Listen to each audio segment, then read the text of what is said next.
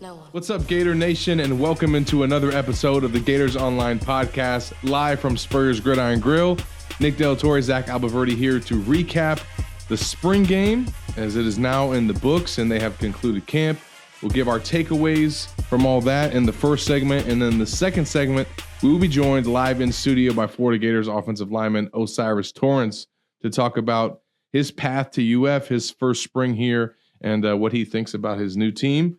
Nicholas, how are you doing, my friend? Doing well. Cyrus, a big man, soft-spoken, Yes, but a big man, and certainly was a gift to the rest of the Florida offensive linemen. my gosh. As they were trying to figure out Rob Sale, Darnell Stapleton, and what was expected of them. So it was good to have a couple of those UL guys on the team for the guys this spring, which culminated last Thursday in the orange and blue debut. A real game, an actual game. Yeah. That was probably my biggest takeaway, and my favorite thing was that it was an actual football game. It was an actual football game, and I like how they set it up with when they were in the game, it was the first team offense and the first team defense. And when the second team offense was in the game, they were going against the second team defense because the way the rosters were split, they could have, done it how they traditionally do it in the scrimmages prior, which were Ones versus twos, 2 versus 1. So they didn't do it that way. Obviously, Anthony Richardson stole the show, over 200 yards passing, 3 total touchdowns. I think that for a lot of people, it might have been a little bit better than they anticipated. I didn't think that he would look as sharp as he did in Napier's system, but really, I think that RPO setup that they have and how much he seemed to already kind of understand it and be well-versed in it, it was very evident last Thursday night. Yeah, and we'll ask O'Cyrus Saibo about that. To me, it was just, and we try to always say this, you and I both, we're there, in the spring for 15 minutes, might see 20 passes of 200. Yeah. But that's as sharp as I've seen Anthony Richardson look throwing the football this spring. Obviously, we know what he can do running the ball. He can make people miss. He can jump over people. He can run through people. Yeah. So many options when he's running the ball. But I think the timing and the precision he showed on those short intermediate passes, to me, was the biggest improvement that I had seen from him. His delivery is just looks like me. I don't think so. No, I was hoping that you. To be fair, I got a nice arm for a sports writer. For a sports writer, yeah. Although it's not as good as your arm, but you're a former baseball player. There were some. They used to leave footballs around. That was during the McElwain era, and some sports writers just embarrass themselves throwing the football around before practice. If you know that you can't throw, don't do it. Don't do it. Obviously, some guys that showed that they could do some things on Saturday. Jack Miller, he got his opportunity with the second team and moved the ball, just weren't able to score the ball. Yeah. And I think that saw the separation. I think that's clearly there between him and AR. But Florida very fortunate still, nonetheless, to have him on the roster because of the news that we learned this week with Carlos Del Rio Wilson deciding to enter the transfer portal. I think we saw in the spring game that Jalen Kitna is not ready yet to contribute. So, even though Jack Miller maybe didn't play as well as fans would have hoped, Billy Napier made it clear during the broadcast that I've seen this guy move our offense throughout the spring. I'm confident in what he can do, but nonetheless, for him to be here and be available now because of the way that the quarterback's room has shaken out with Emory leaving and now Carlos, it's big to have Jack here, and I still think he did some good things well, but still a lot that he needs to work on and improve. And you'll get Max Brown in, but then again, Max Brown's playing baseball right now. Congrats to him. They won their district, but he's not going to be ready to play next year. So does Florida go into the transfer portal and look for a quarterback? Listen, Jack Miller learned it's going to be hard to unseat Anthony Richardson. So even if they wanted to go in the portal to get a fifth quarterback for next season, who's coming? It's not an attractive location when Anthony Richardson's your starter.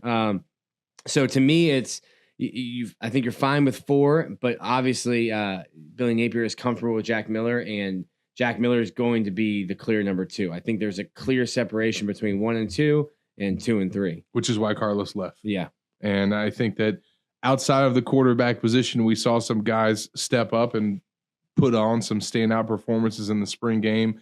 Montrell Johnson, which we'll hear from Cybo about, he was certainly a guy that stood out. I think you could have put DeMarcus Bowman in that same category if not for the fumble. No, 2 fumbles. One loss. You know, but, hey, you put the ball on the ground. I don't care if it's on offense, defense, special teams. Don't put the ball on the ground. No, but I mean, nonetheless, guy got 17 carries. I mean, Florida fans finally been waiting to see that guy tote the rock, and you know, he got his opportunity. Obviously, some guys stepped up in the passing game. I think receivers maybe looked a little bit better than people hoped, but still obvious that they need speed there. And then defensively, you know, DeJuan Black, he showed up certainly. I think we've heard him making plays throughout the spring, and that kind of came to fruition in the orange and blue game. And then in the secondary, Jalen Kimber comes up with an interception. I thought Jordan Young had a fantastic game, really kind of outplayed my expectations for him. And then we saw Tyreek Sapp on the defensive line come in there and force one of those fumbles. I am him.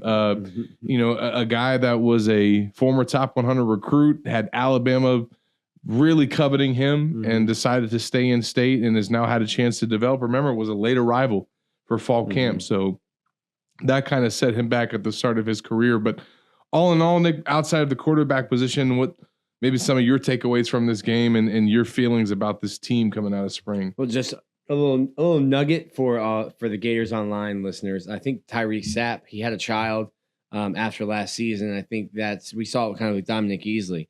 A child can give you a lot more maturity and perspective, and probably something to go out and play for. And, I can attest to that. And you know, wake up in the morning and all right, I gotta go lifting and go to class and then practice and then tutoring, and it gives you something to do all that for. So I think you're going to see a more motivated and mature Tyreek Sapp, which is not good for opposing quarterbacks, but great for Florida. I really liked Montrell. I thought it was funny talking to him after the game. There was announced 45,000 at the spring game. I think it's a little south of that, but he said his ears were ringing after the game. It's more people than he's ever played in front of in his entire life. And it was so cool to hear Cybo say, like, I was intimidated by the crowd. It was bigger than anything I'd ever played at UL. I was like, brother, it's going to be double that September 3rd. Better be ready for Utah. Yeah. So he was impressive. Donovan McMillan gets a pick in the end zone. I'm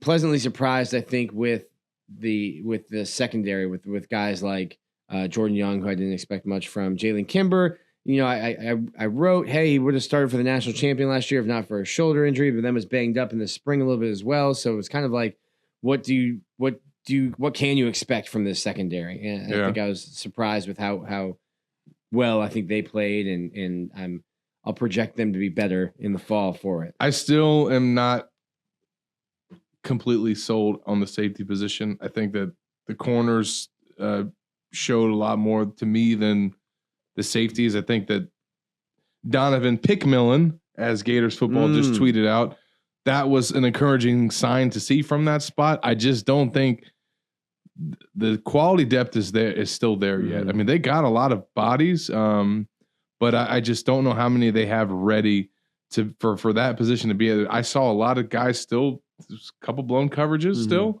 You know, I mean, and I think that there's room for improvement there. So we saw Kamari Wilson getting some first team reps. And I think that speaks to what I'm talking about, that they're still trying to get that where it needs to be. So I wouldn't be surprised to see them, as many safeties as they have on the roster, still go get a guy in the portal this offseason. And maybe it won't be for 2022, but more so for 2023.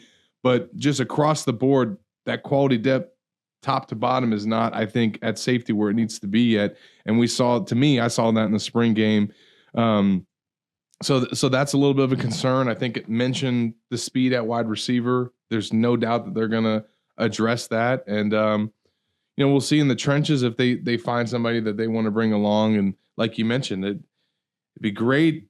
I'm sure they wouldn't turn down a really talented quarterback that wanted to come, but I don't think a really talented quarterback would want to. Let's come back at Anthony Richardson. I don't think so. So we'll see. It's still a lot of moving parts and things to shake out between now and May 1st, which is the deadline for players that want to enter the transfer portal to be eligible for the fall. So that's still a lot of news, I think, to happen here in the next week. And I think Florida will let the dust settle and see where they want to go. Where do you anticipate some positions them hitting outside of, maybe some of the ones that we've talked about? I mean, I don't think they're going to need a tight end now after what we saw from Xanders. Yeah, I think Xanders. Well, you get three tight ends coming in and get the guys back. You get those two back, so you've got 5. Zip makes 6 if he stays, and 7 with Xanders. I don't think Griffin McDowell's. I don't think that's a permanent change. He might be a jumbo package tight end. Yeah. He definitely looks different when they're in blocking drills. Griffin versus everyone else.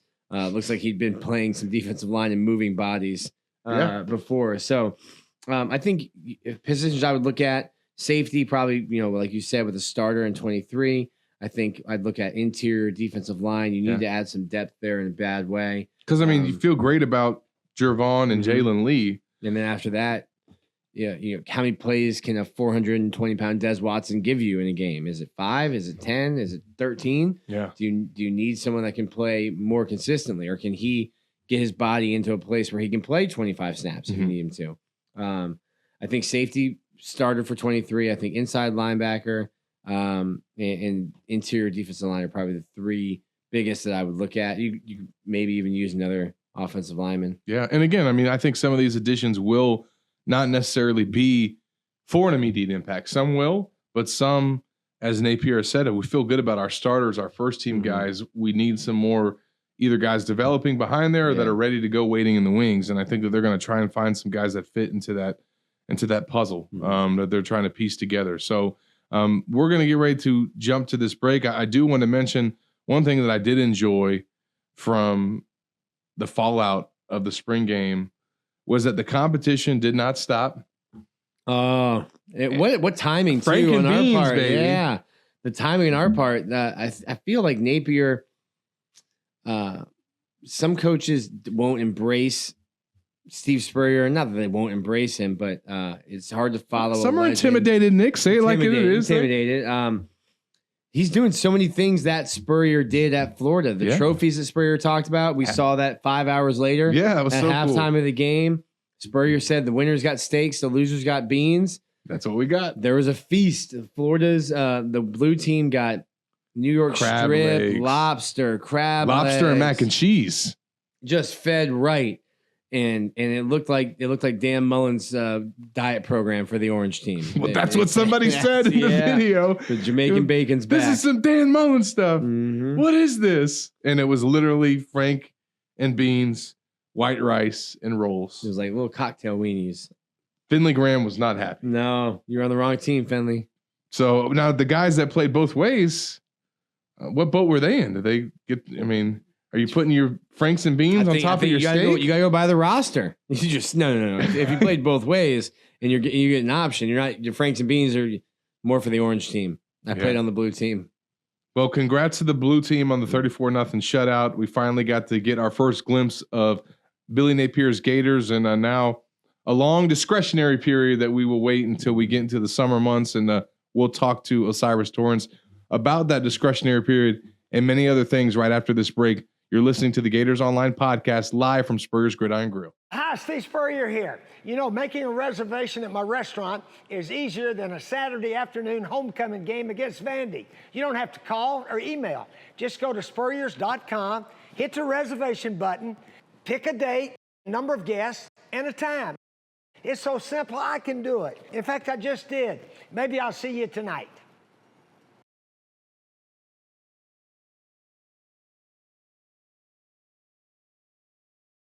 Looking for more reasons to celebrate? We have them here at Celebration Point. Enjoy some of the newest additions to our already celebratory lineup, like Dave & Buster's, Les Macarons, and Prime and Pearl. There's always a reason to celebrate. Join us anytime for any occasion. Celebration Point, where Gators come to celebrate. Welcome back into the Gators Online Podcast, and we are now joined by our next guest for the week, O'Cyrus Torrence, Florida Gators offensive lineman. Appreciate you joining us today, man. Yes, sir. Thank you. Thank you for having me. I'm glad to be here. Absolutely, man. We're glad to have you. Obviously, a lot of things to discuss on today's show. Talk spring ball. We'll talk the orange and blue game. Yeah. But I do want to talk about your journey here, man. Obviously, your time at Louisiana and just kind of getting into football. Take our listeners kind of back there, man. What was your path like first getting to University of Louisiana, kind of teaming up with Billy Napier there, and kind of what was your recruiting process like out of high school?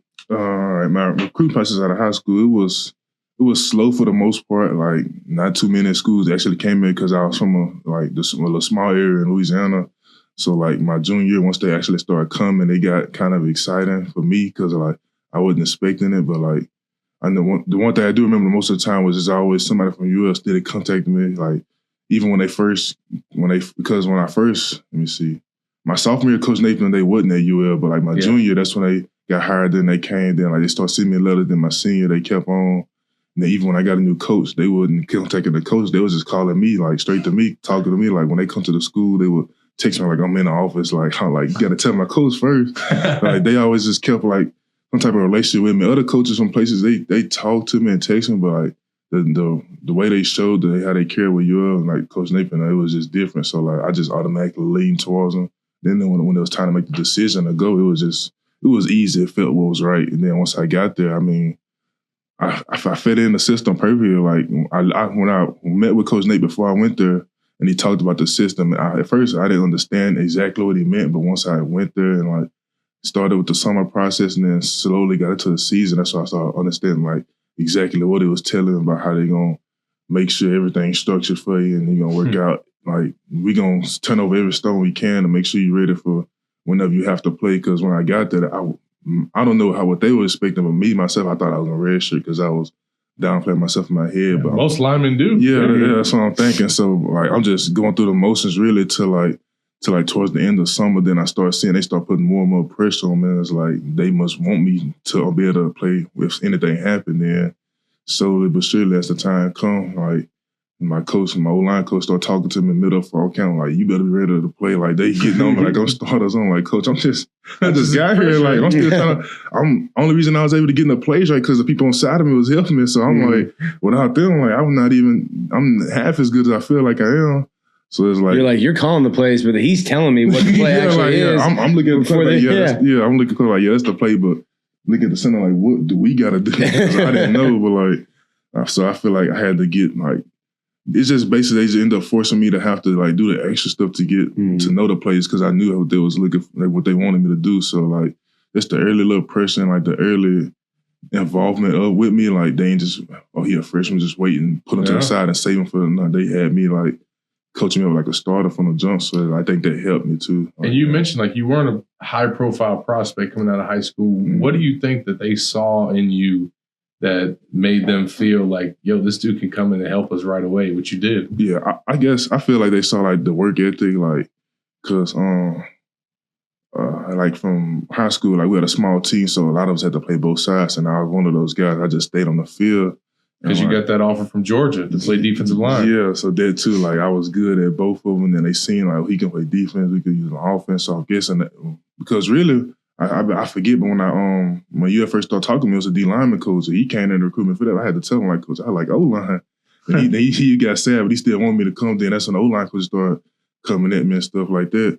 And then I guess from like because my work ethic too, like they seen how much weight I lost because in ninth grade I was like 400 pounds and I lost the weight. And then like, they was able to like to the progression, like showed how dedicated to lose the weight. It just they liked the commitment I had to that and stuff like that. And they just seen that I was gonna work hard no matter what. And then like just from me losing all that weight to coming up now, being playing both sides of the ball, then just being tough, like they just liked that. Coach Nate always talk about he want tough, disciplined people. Then like I showed that at a young age, and I think that's what he really liked and saw in me. Because I mean, I didn't have that many stars coming out of high school. It was just So what that president move you in Big Dez? Yeah, so I was gonna say, like, you're in Dez's shoes now. Back then, yeah, like it was tough because let me see what it was really 8th grade. Because the 8th grade and 7th grade was mixed with our high school, so I would be around the high schoolers. But like that's when the high football coaches see me every day and like, ask me, why you don't play football? I'm like, I just don't want to, coach. Really, it's because I'm just too big, and I'm just like, I'm not even gonna try to go out there and try to get in shape. It's just gonna be too hard, basically. So like, eventually they got me out there. And then ninth grade year, I weighed myself now like 420. I'm like, man, I'm big. I gotta change this. Like that's what I thought in my head. I didn't say nothing. I didn't really say it out loud. I was thinking in my head like I gotta change this. So I just told myself I'm just use football to try to help me lose the weight. Then I'm just stop when I'm done. But then I mean, my end of my freshman year, I was pretty good. I was all right when I did play. Yeah. And my sophomore year, I ended up starting. And I played both sides of the ball. Started getting a few letters, and then the weight started falling off even more. I'm like, I could really lose all this weight and then keep going on pretty good. And then my junior year, that's when it really clicked in my head. And I'm like, all right, let me just take it serious for real, then take it to the next level. And then, that's awesome. Yeah. That's crazy. So football went from your weight loss plan to paying for college. Yeah, basically. That's pretty cool, man. I played it Little League. I played 2 years of Little League, but then I had just stopped because I had went to a different school. Mm-hmm. So like you couldn't play Little League here if you go to a different school. So I had stopped, and then I didn't play middle school. Then I went back to my old school, St. Helena, and I just didn't want to play football. So I just didn't like it. I mean, it was just I had bad experiences with it, and I just didn't want to play no more. And then the high school coach would see me every day, and every time he see me, ask me about football, and I'm like, to get this dude, I told myself to get on the shut up. I'm gonna try to go out there and try it. And then that's when I went out there, and I found out, and then I see how big I was and how much I weighed. I'm like, man, it ain't good to be this weight either. Because he talked to me about that, and I just thought to myself, I'm gonna just use football to lose the weight and get kind of good in shape, and then I'm gonna just stop again. However I'm gonna do it, I'm just not gonna take it serious. That's what I'm going in my head. But did you have to change your diet a lot, or was it mostly just the conditioning and practicing? It was both. I had to change my diet because like it wasn't. Well, with me, I mean, I don't want to say I ate bad. I mean, I cook a lot too, and I was cooking for myself, and it wasn't the fact that I was eating bad; it's eating too late. Like I like to be in the kitchen. We all do that sometimes. I like to be in the kitchen by myself, so I wait till my grandma go to sleep, wait till my brother's in the room or whatever, then I wait till and it'd be like 8 o'clock. Then that's when I go in there and cook myself a whole meal. And by the time I finish cooking, it's like 11 o'clock, and I'm eating, and then going to sleep and getting up, and like it just wasn't a good routine for me. Like, I had to stop all that, and then like. Then mixing it in with the conditioning of football, it just made the weight just fall off. And then I just started noticing I just felt better, like felt a little lighter on my feet. My confidence went up, and then it's like once your confidence starts going up, you don't want to bring it down. So I realized that losing weight helped us. So like, why stop? That's a game changer. Yeah. And then obviously you get to Louisiana, the success that you have there. What was that? Just your career there in general? What was that like? Being part of a program that went from, a team that wasn't having the type of success that you guys experienced to winning a conference title and, and you being a big part of that. Actually, like when I think about it, it's crazy when I think about it because when I first went there, I mean, I never heard like the schools you played against, I never even heard of them before I even went there, like the hard schools and stuff. I mean, I heard of Louisiana, like ULL, because I had an older cousin that went there, then he went there just for school, but I mean, I heard of him. I didn't know nothing about him. So once I got there, and then like, I don't know how to put it. You see how everybody around working and stuff. I mean, they talking about the games before. Then like the new coaches, everybody talking about how they better than the old school and stuff, and they talk about winning.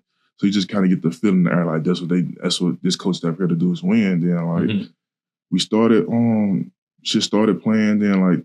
We started realizing like this way of how Nate wanted to do his works, and we started winning. Then it just the feeling started changing, and like people started like caring more about it. Then like after my freshman year, we got people drafted, and that's when people really start looking like, all right, okay, yeah, like it works, and like people getting drafted from here. Like let me take it serious. And that's kind of how I was when I first went there. I was just thinking like.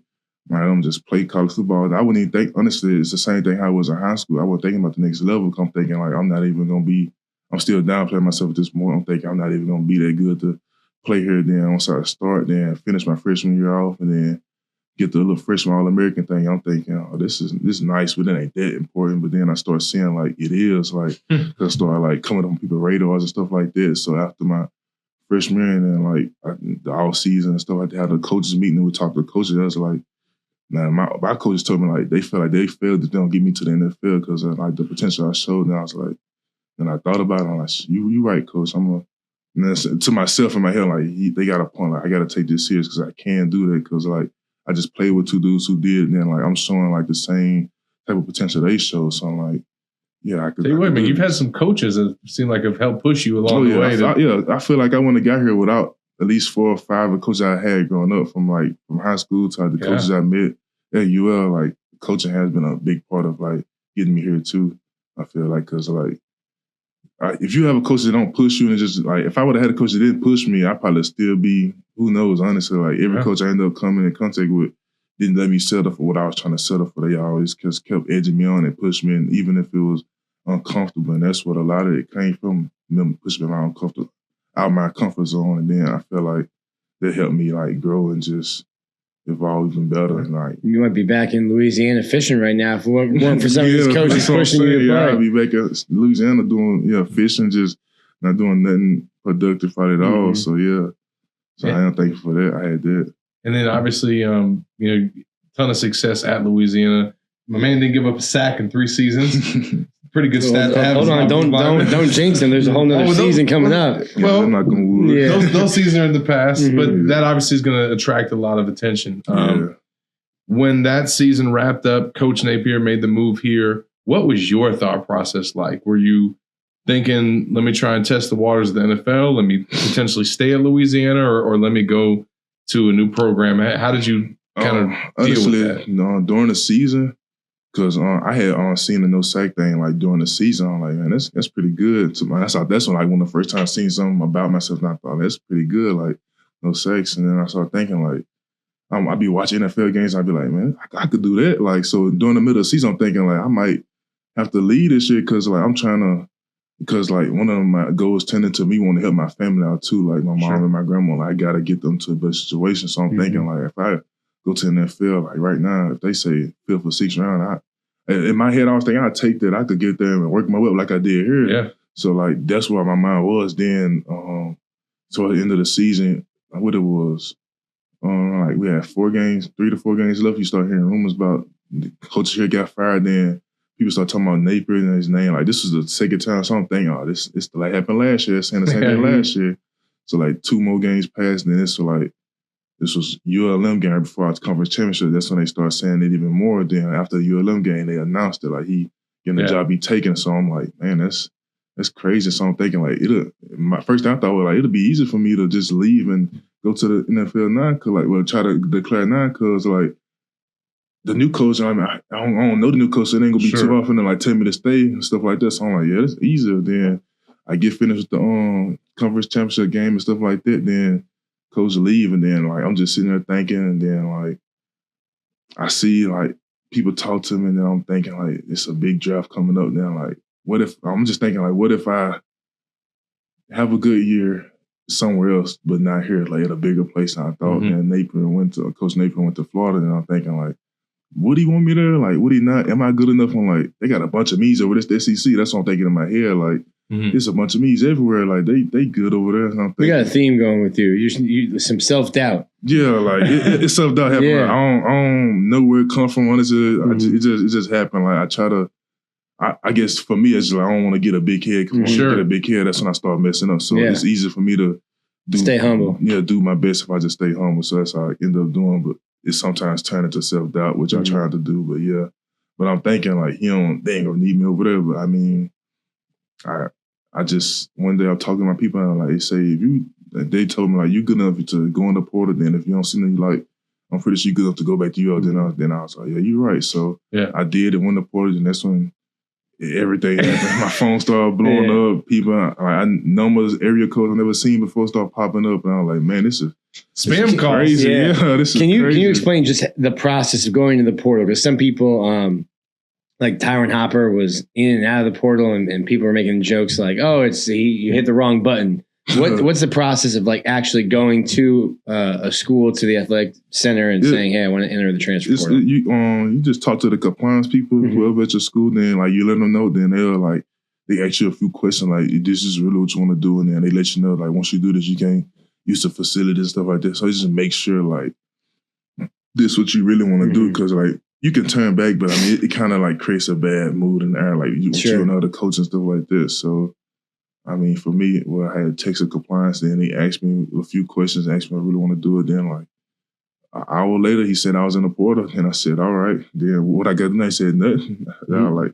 I just sat there, and all right. Then 30 minutes later, somebody takes my phone, asks me, "Are you in the portal?" I'm like, yeah, I guess so. More people start texting me, and before I knew it, college coaches and people from all over the states and different parts just started calling me and texting me, like, how just feel about coming here? Like, are you going straight to, like, a lot of coaches did catch me saying, they just said, are you going straight to Florida to follow the coach? And at first I was like, yeah. Then I started, I told them, yeah, because I ain't know, like, because I didn't want to, like, deal with all that at the time, because I didn't want to actually, like, try to go into the recruiting process, because I know how that gets. But then, but then when people start talking, like, just like, take a few visits to other places just to see, because, like, you can't really sit here and just compare UL to Florida, because even though, like, you know, the coaches, you just want to just get a feel for other places too. So that's what I decided to do. So I took one trip to Auburn. It was nice.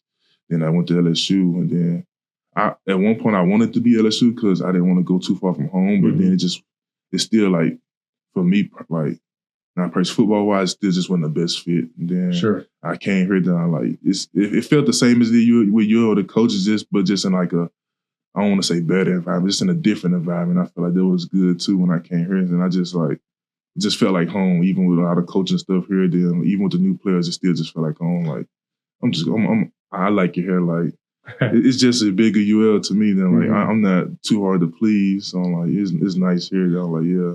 Well, I think, like you mentioned, some coaches asked you, are you just going to go to Florida? I think a lot of fans that were following your recruitment and your decision maybe assumed that as well. I feel like they did. But it was not a layup for Coach Nape and the staff. Like, they did have to recruit you, and you did have to weigh some other options.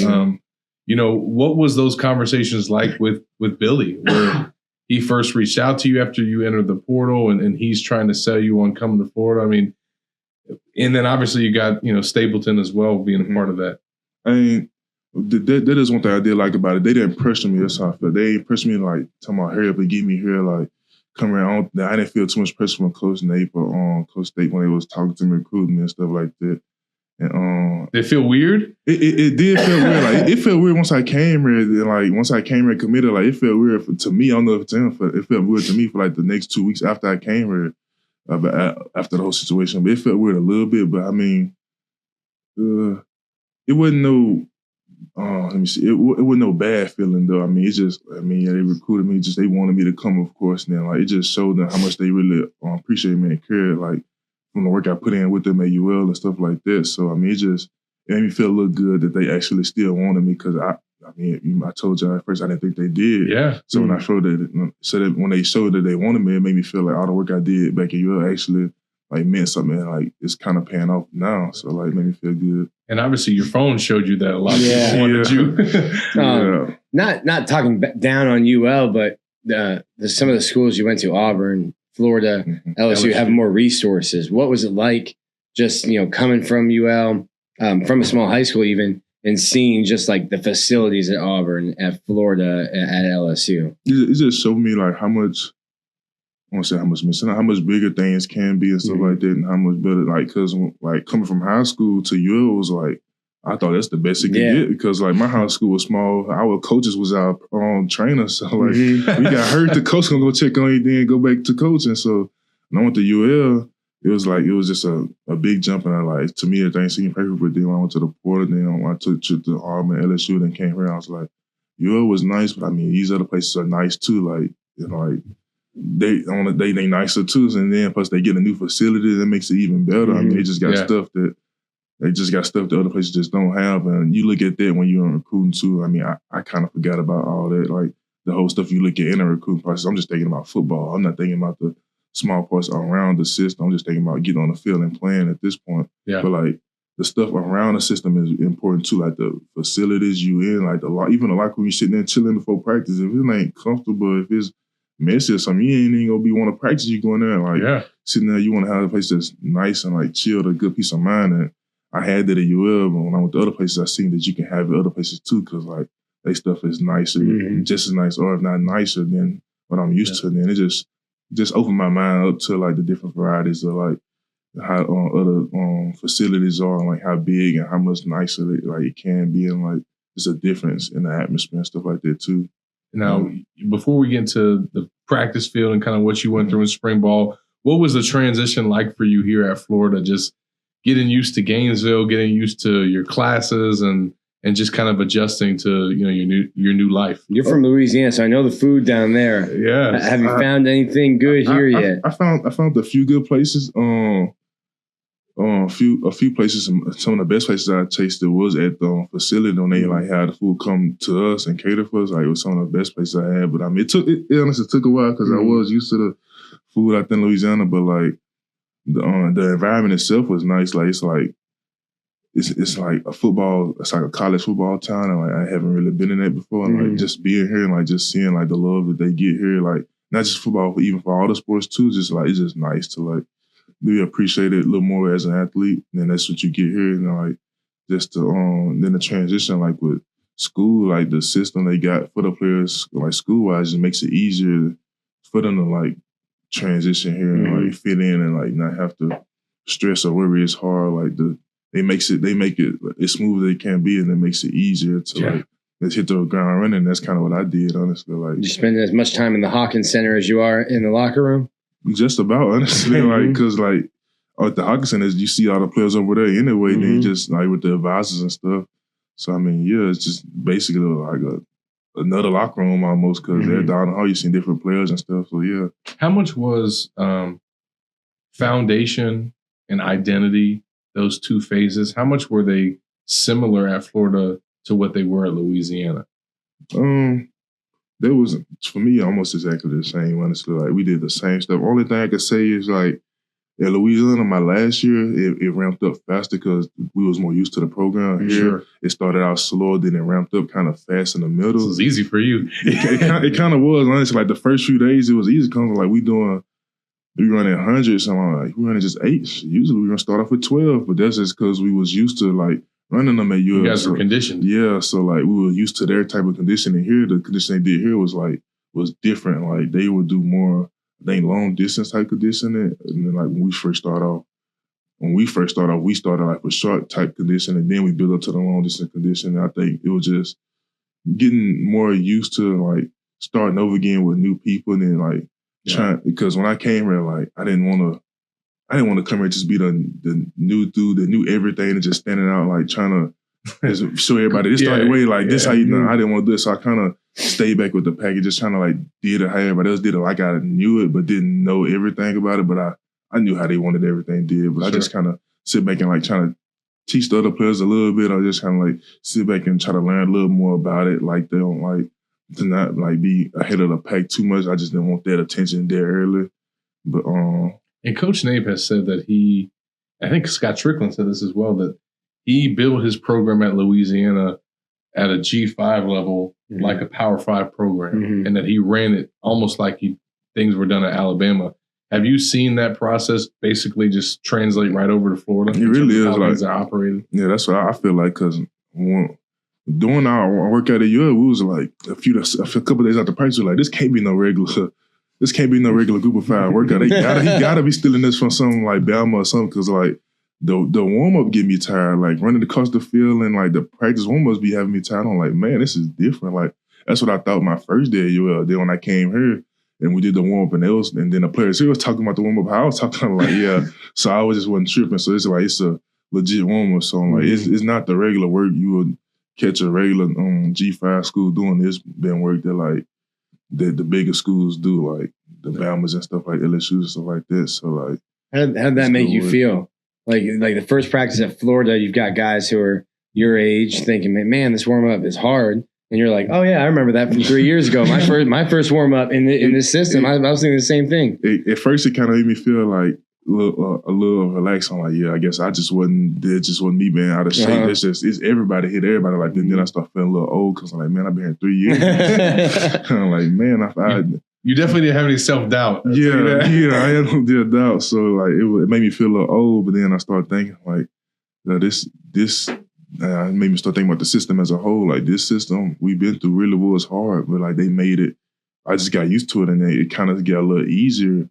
Cause that's what he always say. Like at the end of identity and foundation, a lot of times you say like the system doesn't get harder, your body just get more adapt to it, and like that's basically kind of how it is. Cause ain't nothing gonna change. You're gonna know the work.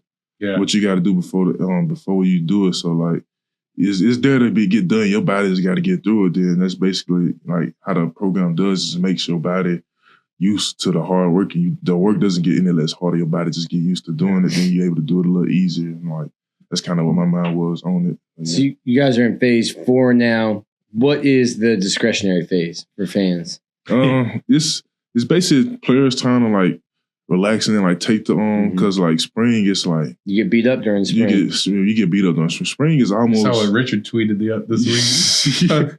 Yeah, spring is like it's like fall camp, but not as.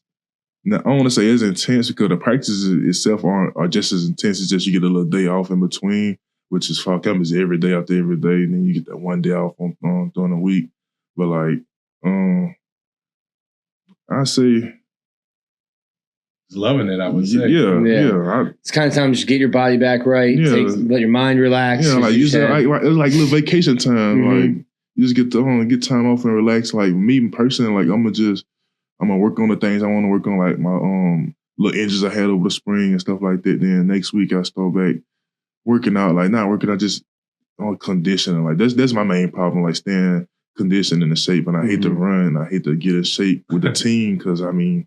I rather get in shape with myself because it's just easier for me and like so that's what I like to do over my time. Just like get a little workout in. That's the smart thing to do is make sure you work out at least 2 or 3 times a week because when we come back hit the ground running like close to O'Cyrus. If you've been working out not the first day, you got a conditioning test. So hopefully you have been doing something. So but that's all the discretionary period right now is just for us time to give us time to relax and kind of do more outside of football if we want to interact with fans, stuff like that too. Like it's a little break for us because once we get back in June, once we get back at the end of May, we go on straight and like we go on the whole month of June. Then we get like another week off, I think, for the 4th of July. Mm-hmm. Then we go to July. Then we get like 3 days off between July and August. Not 3, but a few days. But then once that little time off, it's game time. Once fall camp start. Yeah. From fall camp until January, December. I mean, you ain't having more than 2-3 days off, especially in this program. Like, you need this period. Yeah, you really need this period to like just let your mind relax and then like kind of take the load off and not let much like just relax. Basically, that's what my mind did on it, just like to relax and not. Now, you mentioned interacting with the fans. I do want to ask you about this before we wrap up with spring ball.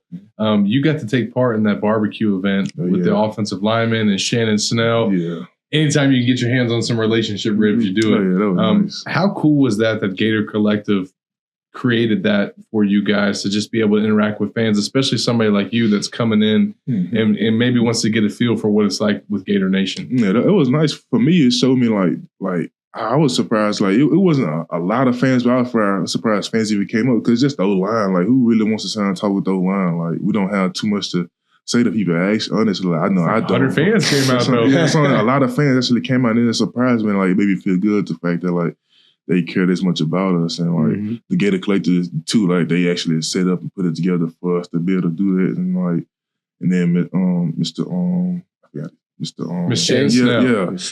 making the reels and stuff like that for us, him just welcoming us and like being friendly and helping us out with it and stuff like that just made me feel like it's a lot of people behind this program. They want to help us and want to see us succeed, and like they doing whatever they can to help us do that. And it just made me feel good. It made me feel welcome too, because like I'm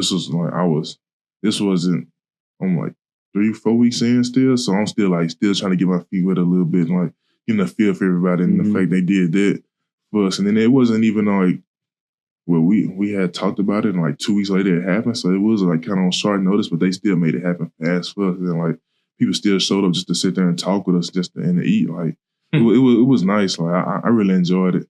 I didn't think nothing like that would happen like so fast. How nice has it been, name, image, likeness, and then to have a group like the Gator Collective that can kind of get you to this interview, get you to one of those things? It's nice. It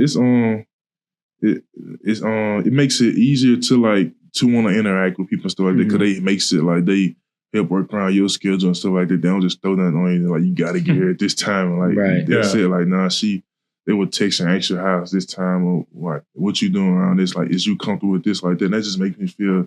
It just makes me feel better about doing it than like not putting that much pressure on me about like doing it or not being able to do it, because like. Still juggling school, man. Still juggling school, because like I don't be want to tell nobody no, But like when I got a test coming up, I got to because like I don't want to let my grades go down because I want to be eligible. So it's like when anything pops up and like I can't do it, there's no hard feelings between us and the Gator Collective. Like they don't be mad or upset. Like they ain't gonna not give me another opportunity later on down the line because I couldn't come to this one. Like they help make it easier and like not have it all on the players because like I feel like in some other places it's different. Like you don't have as much help NIL wise from the system at all, like from the school at all. Like it's just you got to go out there and get it. If you can't get it, then you just don't got it. Like and you got like you said, they're kind of facilitating a lot. Yeah, for you. Like here it's facilitating. Like it's us Gator Collective doing like the investments or whatever. Like they got to go through them to get to us, and I like that. Like it makes it easier to find out. You can pick and choose kind of which ones you want to do, and like it just makes it easier as a well, and I'm sure you made it a lot easier on the Florida offensive lineman this spring. We were talking about out there, quite the dynamic that you come in and you are the new guy on the starting offensive line, but all these other guys are the new guy in the system. Yeah. So it's, I mean, they're kind of looking to you, even though you're looking to them. Yeah. What was that dynamic like just going through spring ball where you're trying to get your feet wet, but they're also looking to you for guidance? It was different and interesting for sure because like when I started off, like I was start off with the twos, then I had to get used to going with them, and like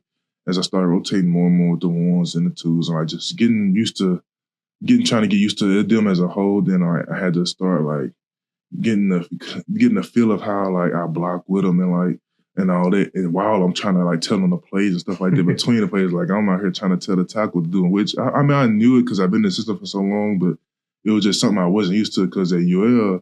You were asking what the play was at UL. And then like my last year, I went asking no play. Like, I knew everything. And at that point, it was just like, what block are we gonna do? Because I knew it, then the dude on the side of me knew it. So like, like we don't even, a lot of times we didn't have to communicate. We're here to play, then we just down and ready because we know we got to do and we see the structure of the defense. So it's like here it was more of me having to get quicker and better, like we communicating and like and just getting better because like at UL, like the center, if I didn't know something, the center would end up telling me he had a last say. But here it was different. Like my say ended up being the last say a lot of times on plays because like they look to me because they know I know the stuff. So it's like I just had to get better, being more decisive on that's it. And like, put more on team, you. Yeah, that too. And like it's because like it didn't start off like that. They knew I knew, but they wasn't really asking me. They was trying to figure it out for themselves. But once they knew it, but like you can with this system, if you can figure it out, but still be parts of it you don't know, then like those are the parts. That's when they start coming around and asking me like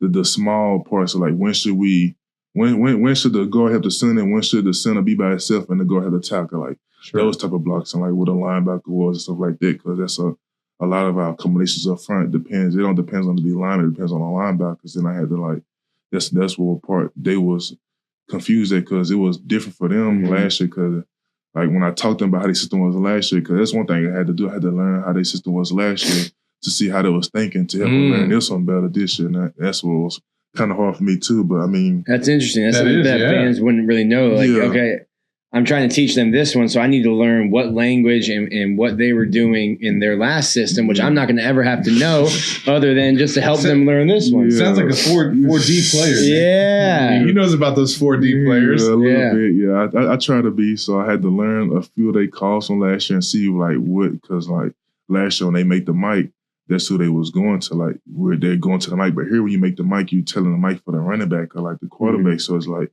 it was kind of a different setup. So I had to kind of see where they was coming from and then kind of mix it into how they was doing it, to how they wanted did here. And then like, I kind of talked to them about like, it don't be group setting. I just pull them like to the side, like when they ask me like one-on-one, because it's easy for me to do it that way. I can't talk to them all at one time. You don't seem like a guy that wants to address the whole group. I don't want to sit them all down at once, try to talk to them in a team meeting, like in a little O-line meeting or something. I just talk to them one at a time to see what they be thinking on each different plays and stuff like that. Like a lot of times with the right tackle I be playing with, like I talk to them out on outside zone and see where his mind at on outside zone to help me be able to tell them like what I'm looking for. And then like from that point we could just work together and see how we can get it done. And that's how I went about it to make it easier for right now, because in spring it was just so fast. Because like when spring happened, it was when they happened. Like after identity, we go right into spring, so we ain't had that much time to like go over the plays together because we was in identity. Then we had to like with school and just so much stuff going on. We didn't really have time to sit down and like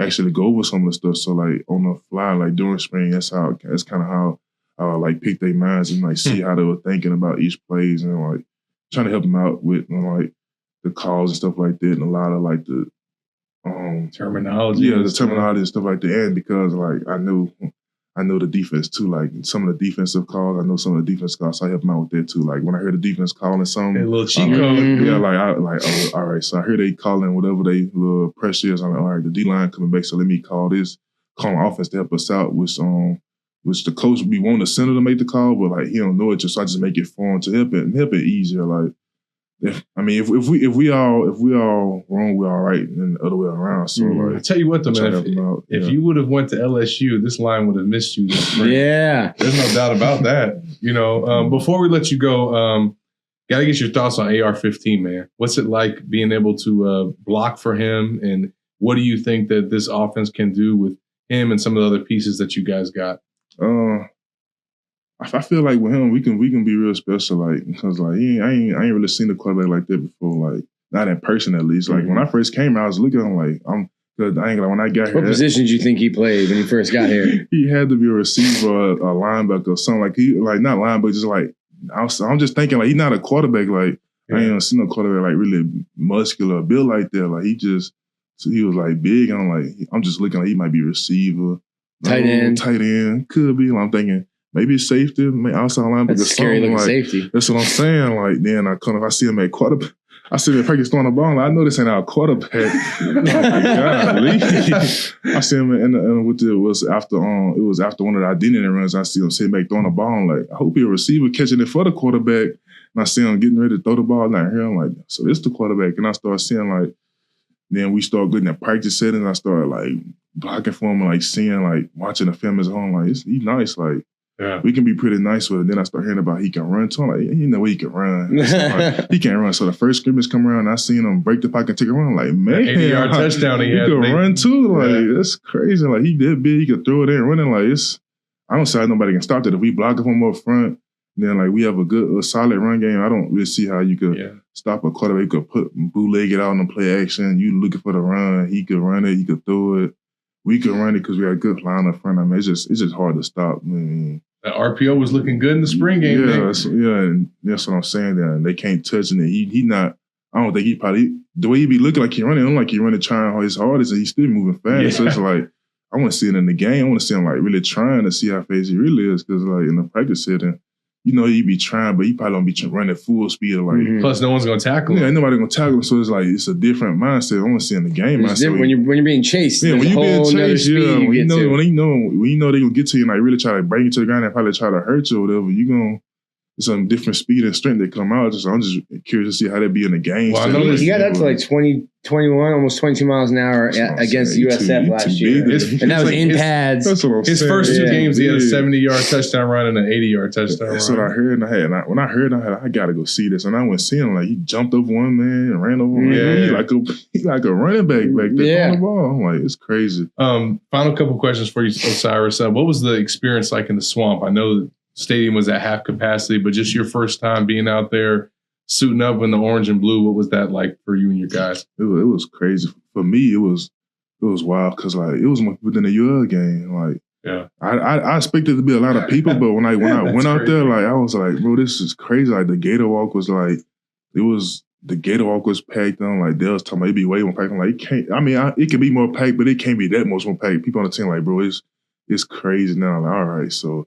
We're gonna getting ready, then it getting like as we getting ready, it's getting louder, but like the music still playing. So I don't know how loud it's getting in the stadium. But when we do the first little warm up, it ain't that many people out there. When we come out for the second one, it's starting to pile up. But once we get ready for the last, like to come out as a team and get ready to play, like I'm looking like, man, is it packed? I'm trying to lean out, like look up under the tunnel, like, is it packed? Then when we finally run out there, I'm looking like, bro, ain't no way it's a packed. Like it ain't packed, but it's like. It's more than I ever seen at the UL game, even our conference championship. Like not to knock on them, but like bigger, it's just way bigger. Like more people came and showed up and showed out, and like it was loud. Like wait till the Utah game. This guy. That's what I told Montrell that we talked to Montrell after the game, and he was like, "Man, that was loud. My ears are ringing." I was like, "Brother, that's half. Like they're gonna have double that for that first game. And that's what's crazy. Every time I said something about going up to people on the team, like, man, it's crazy loud. Like, every time I say something, like, it gets way worse. Like, this is nothing. Like, everybody tells me this is nothing. Like, I'm like, this is nothing. Like,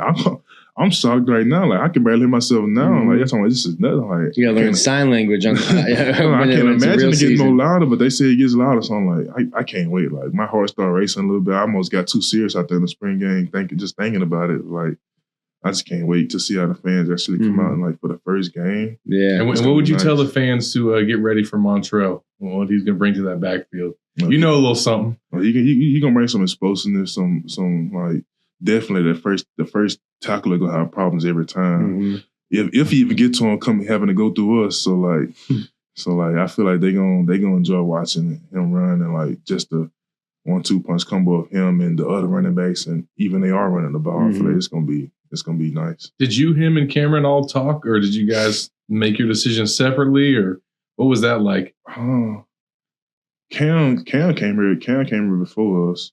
I talked to Montreal about it because I knew what his head was a little bit after, because like after the bowl game, I talked to him a little bit just to see, because like when they left, it was dudes on the team was just like playing around with that, saying like, oh, Nate gonna come tell you this person, that person, that person. They just throwing it around. But like, for me, like when they said my name, I thought about it, but I told you what my mind was. I wasn't really thinking about too much with like Montreal. Like he probably would take, because we looked at Florida, like we looked at the running backs they had here. Like we seen that one was hurt, then one had left, and like they only got 2. So it's like, I mean, it wouldn't be crazy if they like we don't talk to Montreal about it. It wouldn't be bad. I mean, you know the play calling and stuff like this. So I just feel like, I mean, you go there 3 years, you do good 2 of those years, it's Florida, you're going to have a chance into the NFL, which if you stay at UL, not to say you're going to do bad, but if you have, like, you got to hold yourself at, like, a higher standard. Like, you have to ball out for 3 years. You have to ball out even harder at there, because, like, the competition level,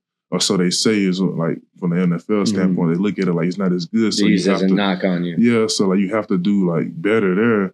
For as you come here, you break one tackle and then get a big touchdown. They looking at you like, oh, he ready to go first round. Yeah, he can do it. You break one tackle and then break a 35-yard touchdown. They looking like, oh, he ready. The next one up. Yeah, so it's just we talked about it a little bit, but like, I ain't really tell him what I was gonna do. I just said I'm thinking about it, and he said the same thing. But we kind of leaned towards it. Then once he seen me in the portal, then he got in the portal, and then we talked more. Then I'm like, yeah, we kind of knew, like, especially after I took the trip to LSU, and then I came back and I talked about you about it, and then like we know what we want to do now. Yeah. I told him, then he was already up here, and then it's kind of nice. O'Cyrus, man, I know Florida fans are happy to have you here. We're happy to have you here. Appreciate you joining us today, and I think that we mentioned Dez earlier in the show. I think he might be able to lean on you a little bit. He tries to get on that meal plan. Is he the hardest defensive lineman for you to block on this team? It's Javon. Javon? Yeah. He's him for sure. He's a beast. Yeah, he nice. He's nice. Yeah, he'll tell you he's still learning football. He's only been playing for like 3-4 years. That's what I heard too. Like I heard that he was like still learning, because like I think he started playing his junior year of high school. Yeah, because like the coaches last year wasn't really teaching them football. They were just teaching them like how to. Let me see. They were teaching them really techniques, but just teaching them how to play it, like how to like do this and that. Assignments. Assignments. They weren't really teaching them like how to read blocks, how to read O-lineman sets or something like that. Now they actually like working half the man and stuff like that. Like now they actually getting coached there by the coaches, and then now it's like. And he recruited you a little bit too when you were making your decision. Yeah, he was one of the first ones I talked to when I got in the portal too. He talked to him a little bit, so yeah, it made it easier to come here, because like I'm already familiar with the coaches, and now I'm familiar with a few players too. This just makes it easier to like come over and then just be a part of this. So yeah. Absolutely. Well, listen, man, enjoy your discretionary period. Yeah. Enjoy your off season. Good luck with finals week. And we appreciate you coming through. O'Cyrus Torrence, that'll do it for this episode of the Gators Online Podcast. Had fun wrapping up the spring game and getting a visit from this big guy. We'll join you guys next week live from Spurs Gridiron Grill. For Nick Del Torre, I'm Zach Abolverdi.